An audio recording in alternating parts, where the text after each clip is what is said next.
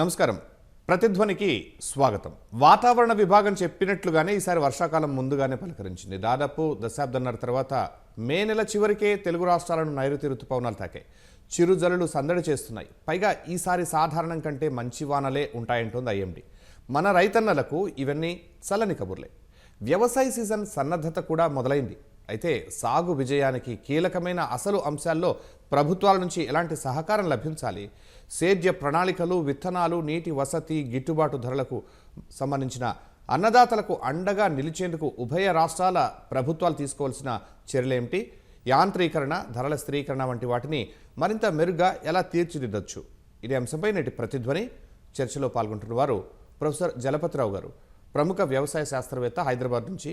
అలాగే ప్రొఫెసర్ అల్దాస్ జానయ్య గారు, జయశంకర్ వ్యవసాయ వర్సిటీ వీసీ, ప్రముఖ వ్యవసాయ ఆర్థికవేత్త, హైదరాబాద్ నుంచి. ముందుగా జానయ్య గారు, ఉభయ తెలుగు రాష్ట్రాలకు కీలకమైన ఖరీఫ్ సీజన్లో గత ఏడాది చూస్తే నాసిరకం, కల్తీ విత్తనాలు మొదలు ధర లేమి వరకు అనేక సమస్యలు చూసాం. వాటి నుంచి పాఠాలు నేర్చుకున్నట్లేనా? తప్పకుండా. ప్రతి సీజన్కు ముందు ఈ నకిలీ విత్తనాలు, నకిలీ విత్తన కంపెనీలు, వాటి డిస్ట్రిబ్యూషను, ఇవన్నీ ఉభయ రాష్ట్రాలలో మనం గతంలో కూడా చూసాం, ఇప్పుడు కూడా అడపాదడపా చూస్తున్నాం. ఎంత కఠినంగా ప్రభుత్వాలు చర్యలు తీసుకున్నప్పటికీ వీటికి ఒక పటిష్టమైన చట్టం లేకపోవటం, శిక్షించడానికి కావలసినంత ఒక వ్యవస్థ, న్యాయపరమైన ఒక ప్రొవిజన్స్ లేకపోవటం, ఒక చట్టం అనేది, ఒక విత్తనం అంటే ఆధునికమైన ఇలాంటి పరిస్థితులను అది వచ్చినప్పుడు ఇలాంటి నేరాలకు పాల్పడ్డ వాళ్ళను శిక్షించడానికి కానీ, ఇలాంటి కల్తీ విత్తనం వాడినప్పుడు రైతులకు నష్టపోయినప్పుడు ఇచ్చే కంపెన్సేషన్ విషయంలో కానీ ఒక సమగ్రమైన చట్టం లేకపోవటం దీనికి ఒక ప్రధాన కారణంగా మనం పరిగణించవచ్చు. అందుకని ఈ విత్తనం విషయంలో నకిలీలు ఇవన్నీ సాధారణం అయిపోయినాయి.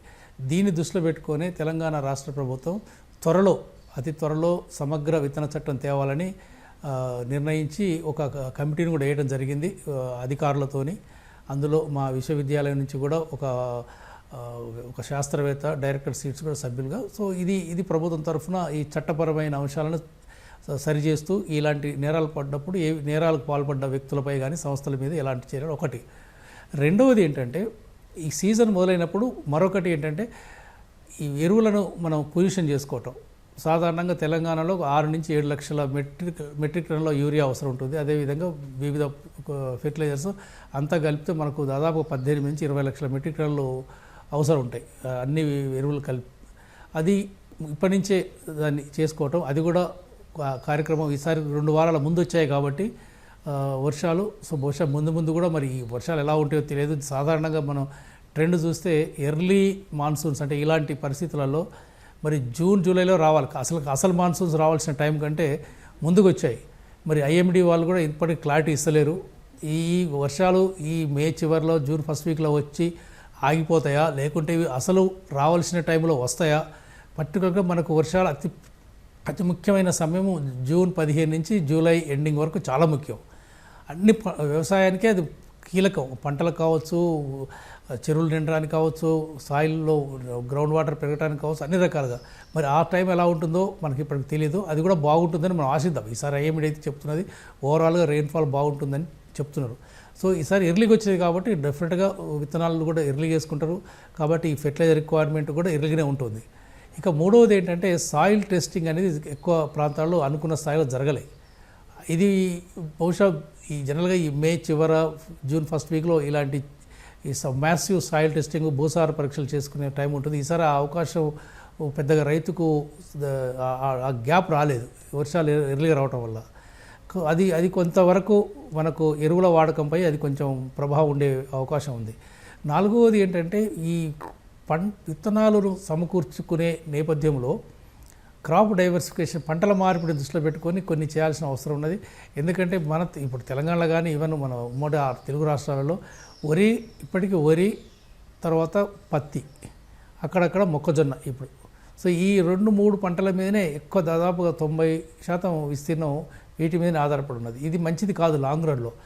ఇప్పుడు తెలంగాణలో అయితే మనకు సుమారుగా మనకు స్వతంత్రం వచ్చినప్పుడు భారతదేశం ఎంత వరి పండించేదో ఇలా తెలంగాణ రాష్ట్రం ఒక్క రాష్ట్రమే అంత వరి పండిస్తుంది. అంత విపరీతంగా పెరిగింది. సో సర్ప్లస్ ఎక్కువ ఉన్నది, దాదాపు 40 నుంచి 50 లక్షల మెట్రిక్ టన్నుల బియ్యము ఈరోజు సర్ప్లస్ ఉన్నది. బట్ ఇంపార్టెంట్ క్రాపు చాలా గణనీయంగా పెరిగింది. సో మార్కెట్ అవుట్ సైడ్ కూడా మనం ఎగుమతులకు కూడా అవకాశాలు కూడా ఇప్పుడు మనం వెతుక్కుంటున్నాం. సో ఈవెన్ ఆంధ్రప్రదేశ్లో మనకు దాదాపు సెల్ఫ్ సఫిషియన్సీ ఉన్నప్పటికీ పీడిఎస్ రైస్ ఇస్తున్నప్పటికీ అది రీసైక్లింగ్ అవుతుందని మనం పదే పదే మనకు అక్కడ ఉప ముఖ్యమంత్రి గారు పవన్ కళ్యాణ్ గారు డైరెక్ట్గా కాకినాడ పోర్టు పోయి కూడా రెడీ హ్యాండెడ్గా పట్టుకున్నారు, పీడిఎస్ రైస్ ఎగుమతి అవుతుంది, రీసైకిల్ అవుతుందని. సో ఈ పంటల ఉత్పత్తులు పెరిగినాయి, కానీ ఉత్పత్తి ఫలితాలు అనుకున్న స్థాయిలో రైతుకు అందకపోవడానికి మరొక కారణం ఏంటంటే మద్దతు ధరలు, లేదంటే ప్రభుత్వం ఇచ్చే మద్దతు ధర ఒకటి అందాలి. ఆ మద్దతు ధరను అమలు చేసే వ్యవస్థ పటిష్టంగా ఉండాలి. ఇప్పుడు మన దగ్గర ఉమ్మడి రాష్ట్రంలో కూడా ఉన్నప్పుడు కూడా 2 రాష్ట్రాలలో మనకు ప్యాడీ ప్రొక్యూర్మెంట్ సెంటర్స్ కొన్ని పంటలకు బాగున్నది సేకరణ, కొన్ని పంటలకు లేదు. బహుశా ఏ పంటలకైతే మార్కెట్ వ్యవస్థ సదావుగా సాఫీగా లేదో అక్కడ పంటల మార్పిడి చేయడానికి అవకాశం లేకుండా ఉన్నది. ఈరోజు వరి చాలా ఈజీగా చాలా వరకు ప్యాడీ ప్రొక్యూర్మెంట్ సెంటర్స్ ఉన్నాయి, చక్కగా దాన్ని సేకరించుకుంటున్నారు. సరే కొన్ని 2-3 రోజులు వెనుకో ముందో డబ్బులు కూడా కరెక్ట్గా వస్తున్నాయి.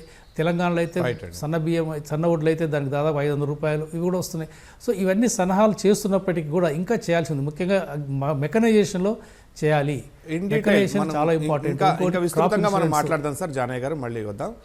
జలపతిరావు గారు, నైరుతి ఋతుపవనాల రాకతో తెలుగు రాష్ట్రాల్లో వ్యవసాయ సీజన్ ప్రారంభ సన్నద్ధత ఊపందుకుంది. ఈ ఖరీఫ్ సన్నద్ధతలో 2 ప్రభుత్వాలు సరిచూసుకోవాల్సిన అంశాలేంటి? అది అదృష్టంగా ఏంటంటే ఎప్పుడైనా రోహిణి కార్తెతో వర్షాలు మొదలు కావాలన్నది వ్యవసాయానికి ఒక మంచి శుభసూచకంగా మనం గమనిస్తాము. అది ఈ సంవత్సరం మాత్రం అది అయింది రోహిణి కార్తెతో పాటు వర్షాలు పడ్డాయి. ఇది నైరుతి ఋతుపవనాలు కాదు, కానీ వేసవిలో వచ్చినటువంటి అవకాశం ఇది చాలా రకాల కొంత ఉపయోగపడుతుంది. ఎందుకంటే భూమి దుక్కు దున్నుకోవటం, ముందుగా సన్నద్ధత, రైతు వ్యవసాయానికి సన్నద్ధత తెలియడానికి, తర్వాత కొంచెం ఉత్సాహం కలగడానికి కూడా రైతుల్లో ఇది ఒక అవకాశంగా ఉంది. కానీ ఈ సందర్భంలో ఇప్పుడు మీరు అన్నట్టుగా 2-3 రకాలుగా ఆలోచించాలి. ముఖ్యంగా ప్రభుత్వాల బాధ్యత ఏంటిది, ఏం చేయాలి ఈ సమయంలో వ్యవసాయానికి అనేది ఒకటైతే, రైతులు కూడా కొన్ని చర్యలు తీసుకోవాలన్నది ఒకటి ముఖ్యమైనది. దీంట్లో విత్తనాల గురించి పెద్దగా సమస్య కాదు, కానీ ఒక శాస్త్రవేత్తలు చాలాసార్లు ఏంటంటే ప్రభుత్వాల్లో ఒక వ్యవసాయ ప్రణాళిక, పంటల ప్రణాళిక, ముఖ్యంగా వ్యవసాయ ప్రణాళిక పక్కన పెడితే పంటల ప్రణాళిక లేక తెలంగాణ రాష్ట్రంలో చాలా రకాల ఇబ్బందులు అవుతుంది. ఇంతకుముందు వైస్ ఛాన్సలర్ జానయ్య గారు అన్నట్టుగా వరి ఉత్పత్తి సాధించినాం, కానీ పోగొట్టుకున్నది ఏంటని కూడా ఆలోచించాలి. ఏ పంటలు పోయినాయి, ఏ పద్ధతులు పోయినాయి, ఏ నీరు పోయింది, ఏ పురుగు మందులు ఎరువులు ఎక్కువ వాడుతున్నాము, ఎంత కలుషితం అవుతుంది, తర్వాత ఈ వరిని బియ్యాన్ని అమ్ముకొని ఎక్కడ ఏం సాధించగలుగుతున్నాము, తర్వాత వరి పండిస్తే సన్నధాన్యానికి ఇస్తామన్న ప్రభుత్వాలు కూడా ఏం సాధించినాయి అన్నది కూడా ఒకసారి మళ్ళీ మళ్ళీ తిరిగి ఆలోచించుకొని వచ్చే సంవత్సరానికి కొన్ని మార్పులు చేసుకుంటే బాగుంటుంది అన్నది ఒకటి. ఎందుకంటే వరి పెరిగినప్పుడు పప్పు ధాన్యాలు పోయినాయి, నూనె గింజలు పోయినాయి, చిరుధాన్యాలు పోయినాయి, చాలా పంటలు దాదాపు కనుమరుగే పరిస్థితిలో వచ్చింది. మొక్కజొన్న తెలంగాణలో ముఖ్యంగా చాలా ముఖ్యమైన పంట, ఆ పంట కూడా చాలా మంది సాగుకు దూరంగా ఉన్నారు. ఏమిటంటే ప్రభుత్వాలు వరి మీదనే ప్రోత్సాహం చూపెడుతున్నది. రైతులకు కొన్ని సమస్యలతోటి వరి విస్తీర్ణం బాగా పెరిగింది తెలంగాణ రాష్ట్రంలో. ఇది స్థిరమైన వ్యవసాయానికి, ఆరోగ్యకరమైన వ్యవసాయానికి చాలా దూరమైనటువంటి ఒక, నిజంగా చెప్పాలంటే ఒక మంచి ప్రణాళిక కాదు, మంచి పద్ధతి కాదు అన్నది అందరం అంటున్నాం. రెండోది, ఇంతకుముందు జానయ్య గారు అన్నట్టుగా పంటల అంటే ఈ క్రాప్ ఇన్సూరెన్స్, పంటల బీమా పథకమే లేదు అప్పటి నుంచి. ప్రధానికి ఆ రాష్ట్ర ప్రభుత్వాల మధ్య ఉన్న భేదాభిప్రాయాలు ప్రజల మీద, రైతుల మీద రుద్దద్దు కదా. పంటల ప్రణాళిక అనేది అదొకటి ముఖ్యమైనదైతే, పండించే పంటలకు తప్పనిసరిగా బీమా సౌకర్యం ఉన్నట్టయితే ఇది ప్రభుత్వానికి సౌకర్యంగా ఉంటుంది, రైతు కూడా అదొక నిశ్చితంగా ఉంటుంది. రైతుల చూస్తుంటే కౌలు రైతులు చాలా మంది ఉన్నారు. రెండోది, ఇంకోటి ముఖ్యమైన విషయం ఏంటంటే ఈ భూసార పరీక్షలు, ముఖ్యంగా సన్నద్ధం కావాల్సింది ఏంటంటే భూసార పరీక్షలు చేసి ఏ ఎరువులు ఏ మోతాదులో వాడాలనేది చెప్పాలన్నటువంటి శాస్త్రము, ఆలోచనలు, ఆచరణలకు చాలా దూరంగా ఉంది. పర్యవసానంగా ఏమైంది, రైతులు ఈ పంట ఈ భూసార పరీక్ష మీద కూడా పూర్తిగా అపనమ్మకం డెవలప్ చేసుకొని ఎక్కడ చేయట్లేదు. మూడవది, కొద్దిగా సేంద్రియ పద్ధతిలో కొన్ని పద్ధతులను బాగా ప్రచారంలో తీసుకొచ్చి ఈ అంటే ఈ సింథటిక్ ఫర్టిలైజర్స్ కానీ పెస్టిసైడ్స్ కానీ ఒక వినియోగం తగ్గించాలి అన్నట్టు ఆ విషయంలో కూడా లేదు. ఇంకోటి, నేను ఈ సందర్భంలో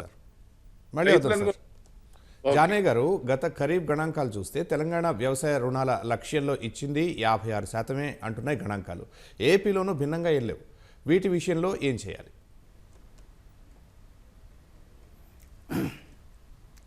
గత సంవత్సరం మీరు చెప్పినట్టుగా ఆ, క్యాష్ ఫ్లో అంటే మన క్రాప్ లోన్ రూపంలో రైతుల చేతికి వెళ్ళింది మాత్రము కొంత తక్కువ.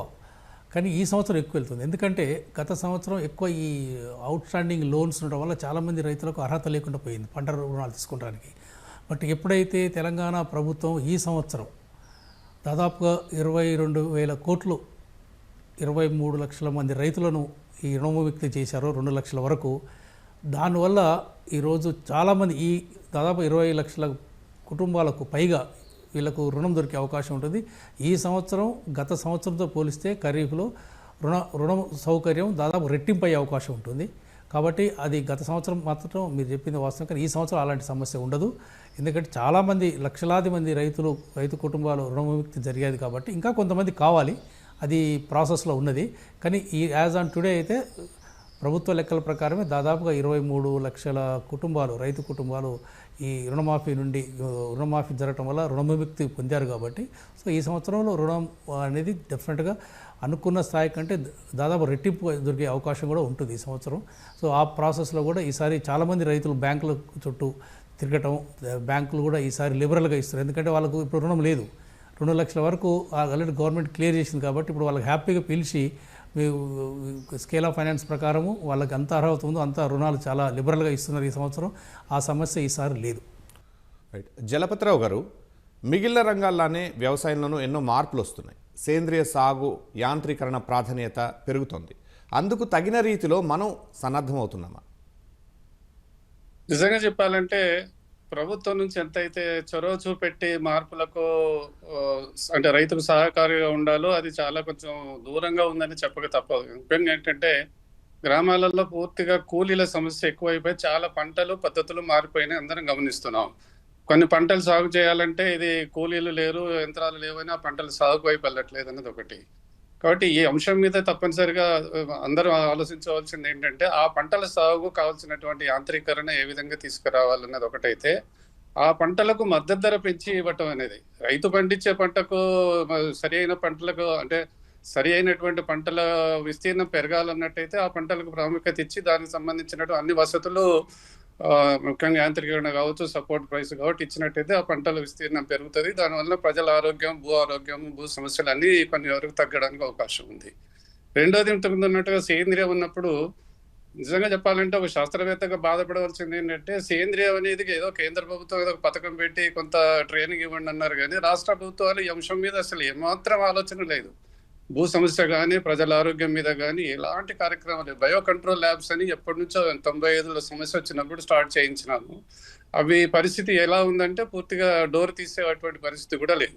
అంటే రైతుకు ఈ సేంద్రియం సంబంధించినటువంటి సహాయం అటు కేంద్రం కానీ రాష్ట్ర ప్రభుత్వాలు కానీ ఎలాంటి ఇవ్వట్లేదు, ఎలాంటి చొరవలేదు.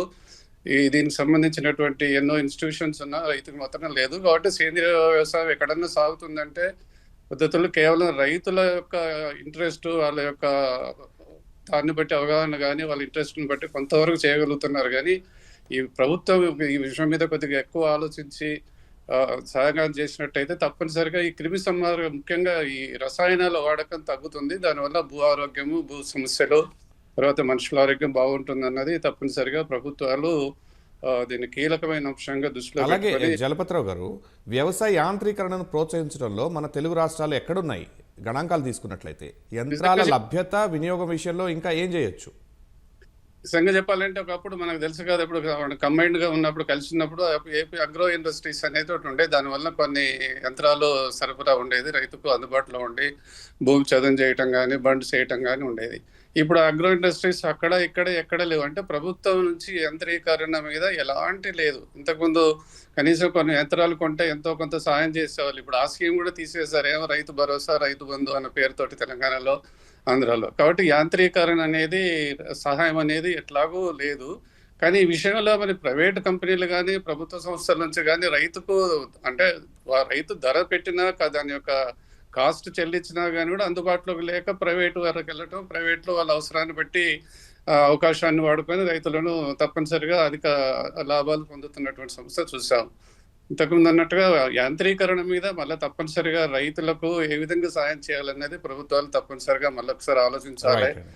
ఇన్ని ఎఫ్పిఓలు, కోఆపరేటివ్ సొసైటీలు ఉన్నాయి, ఇన్ని సంస్థలు, వ్యవసాయానికి సంబంధించినట్టు 10 సంస్థలు ఉన్నాయి మన రాష్ట్రంలో. ఓకే. బట్ ఏ సంస్థ కూడా ఈ యాంత్రీకరణ మీద పనిచేయడానికి కానీ సాయం చేయడానికి లేవు. Okay sir. జానయ్య గారు, ప్రస్తుతం దేశం మొత్తం వరి దిగుబడుల్లో తెలంగాణ సాధించిన విజయాల గురించే మాట్లాడుకుంటోంది. అయితే దిగుబడిలో విజయం సరే, ఇది ప్రభుత్వాలకు చెబుతున్న పాఠం ఏంటి? అంటే ఒకటి ఏంటంటే వరి విషయంలో మన దేశంలో కూడా గణనీయంగా పెరిగింది, మన రాష్ట్రంలో నో డౌట్ బాగా పెరిగింది. వరి పెరగటానికి ప్రధానంగా 3 కారణాలండి. ఒకటి ఈ ఇరిగేషన్, గ్రౌండ్ వాటర్ లెవెల్ బాగా పెరిగింది తెలంగాణలో గత 8, ఎందుకంటే ఐఎండి లెక్క చూస్తే గత 10 సంవత్సరాలలో 9 సంవత్సరాలు కాన్సిక్వెంట్గా అంటే కంటిన్యూస్గా 9 సంవత్సరాలు ఐఎండి లెక్క ప్రకారం మంచి వర్షపాతం బాగున్నది. అందుకనే ఈరోజు దేశంలో ఆహార ఉత్పత్తులు దాదాపు 330 మిలియన్ల మెట్రిక్ టన్నులు, అంటే 33 కోట్ల మెట్రిక్ టన్నులు సాధించగలిగినాం. అదే స్థాయిలో మన తెలంగాణలో కూడా బాగా పెరిగినాయి. ఎందుకంటే ఇప్పుడు బోర్ల సంఖ్య పెరిగింది కూడా. ఇప్పుడు తెలంగాణలో 2014లో 16 లక్షల బోర్లు ఉన్నాయి, ఈ 30 లక్షల బోర్లు అయినాయి.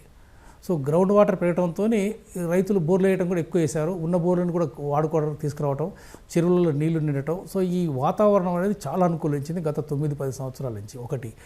రెండవది, అధిక దిగుబడి వరి రకాలు కూడా మనకు గణనీయంగా అందుబాటులోకి వచ్చినాయి. గతంలో కూడా ఉన్నాయి, ఇంకా కొత్తవి కూడా రావడం జరిగింది. మూడవది ఏంటంటే కొంచెం ఎరువులు వాడకం కూడా బాగా పెరిగింది. పర్టికులర్గా అది అంత స్థాయిలో పెరగకూడదు. పర్టికులర్ యూరియా వాడకము మన తెలంగాణ రాష్ట్రంలో దాదాపు 6-7 లక్షల మెట్రిక్ టన్నుల కంటే ఎక్కువ వాడకూడదు, కానీ 10 లక్షల మెట్రిక్ టన్నులు వాడడం జరిగింది. గత 4-5 సంవత్సరాల నుంచి ప్రతి సంవత్సరం 1 లక్ష మెట్రిక్ టన్నులు అధికంగా పెరుగుకుంటూ వచ్చింది. సో అది శుభ పరిణామం కాదు. సో కాబట్టి ప్లస్ అన్నిటికంటే ప్రధానం మార్కెటింగ్. ఈరోజు మనం వరి పండిస్తే ప్రతి రైతు వరి పండించుకుంటే ఏదో ఒక రోజు తప్పకుండా దీనికి మార్కెటింగ్ ఉన్నది, ప్రభుత్వాలు కొంటున్నాయి. ఒక 2-3 రోజులు లేటో వెనుకనో ముందో ఖచ్చితంగా డబ్బులు వస్తున్నాయి. సో నాకు ఎక్కడ దాచిపెట్టుకోవాల్సిన అవసరం లేదు, ఏ స్టోరేజ్ అవసరం లేదు.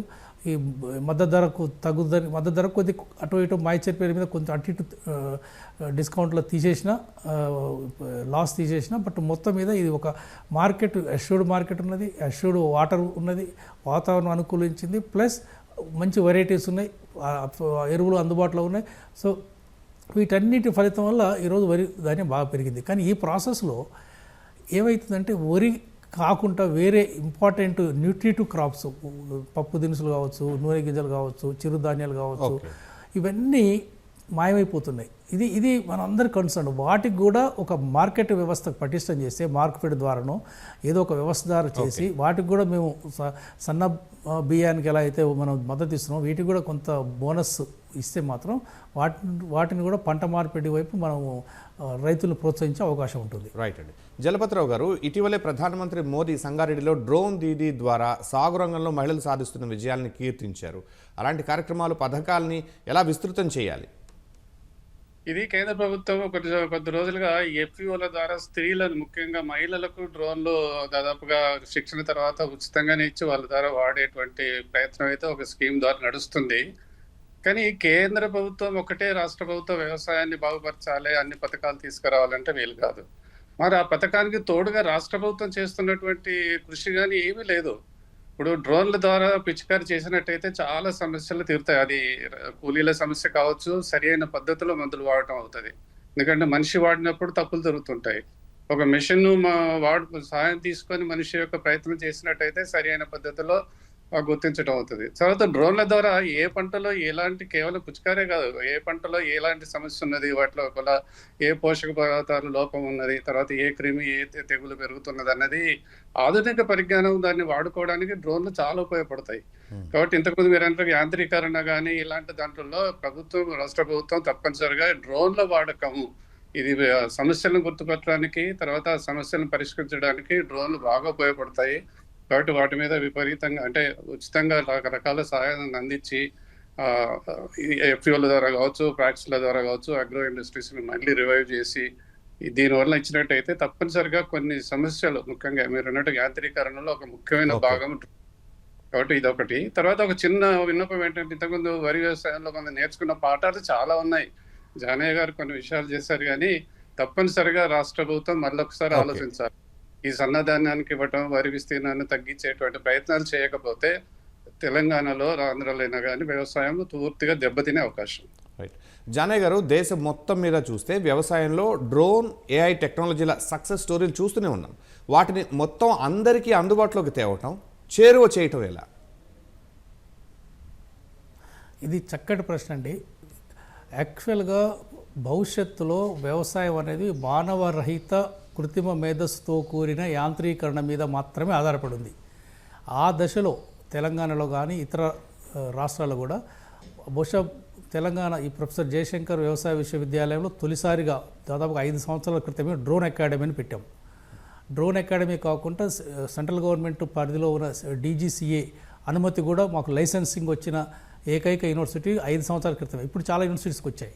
అదేవిధంగా మీడియం రేంజ్ అంటే 150 కిలోల బరువును కూడా మనం ఫ్లై చేసి డ్రోన్స్ ద్వారా ఫ్లై చేసే లైసెన్స్ ఈ యూనివర్సిటీ, అగ్రికల్చర్ యూనివర్సిటీకి వచ్చింది. బహుశా దేశంలో ఇది ఒకటే యూనివర్సిటీకి మీడియం రేంజ్ లైసెన్స్ ఉన్నది. సో డ్రోన్స్ వాడకంలో మనం తెలంగాణలో చాలా ముందున్నాం. రీసెర్చ్లో కానీ అన్ని పంటలలో మనం ఈ ఎస్ఓపి స్టాండర్డ్ ఆపరేటింగ్ ప్రాక్టీసెస్ చేసాం. 3 పేటెంట్లు కూడా వచ్చాయి డ్రోన్స్ మీద. దాన్ని దృష్టిలో పెట్టుకొని మేము ఇటీవల ఒక 4 మాసాల క్రితమే artificial intelligence based agri robotics ల్యాబ్ని ఒకటి స్థాపిస్తున్నాం. ఆల్రెడీ మాకు State Bank of India foundation వారి యొక్క సిఎస్ఆర్ కింద మాకు దాదాపు 12 కోట్లు ఇస్తామన్నారు. 3.5 కోట్లు ఆల్రెడీ రిలీజ్ చేశారు. అడ్వాన్స్ ల్యాబ్ బిట్స్, పిలాని, ఐఐటితో మేము చేస్తున్నాం. ఫ్యూచర్లో అగ్రికల్చర్ అంటేనే మ్యాన్లెస్ అగ్రికల్చర్, ఆర్టిఫిషియల్ బేస్డ్ అగ్రికల్చర్ ఉంటేనే ఒక యువకుడు ఇంటికాడ కూర్చొని మొబైల్ రూపంలో హార్వెస్ట్, ఇక్కడ 4 బటన్లు నొక్కితే 4 నెంబర్లు ప్రెస్ చేస్తే రోబోస్ పనిచేయాలి, డ్రోన్స్ పనిచేయాలి. అలాంటి యొక్క మ్యాన్లెస్ అగ్రికల్చర్ రాబోతున్నది. వ్యవసాయం భవిష్యత్తులో ఈ కృత్రిమ మేధతో కూడిన యాంత్రీకరణ ఏదైతే మీకు చెప్పే రోబోటిక్స్ కావచ్చు, డ్రోన్స్ కావచ్చు, ఇలాంటి రాబోతున్నాయి. రేపు వికసిత్ భారత్ 2047 అంటేనే మానవరహిత వ్యవసాయం వైపు మనకు అన్ని రకాల సాంకేతిక పరిజ్ఞానం వెళ్తున్నాం. అదే దశలో మన విశ్వవిద్యాలయాలు కూడా చేస్తున్నాం. అది వస్తుంది, తప్పకుండా రావాలి. అది వస్తేనే వ్యవసాయం భవిష్యత్తులో మనం కాపాడుకోగలిగాం. రైట్. ధన్యవాదాలు జానయ్య గారు, జలపతిరావు గారు. ఇది నేటి ప్రతిధ్వని. నమస్కారం.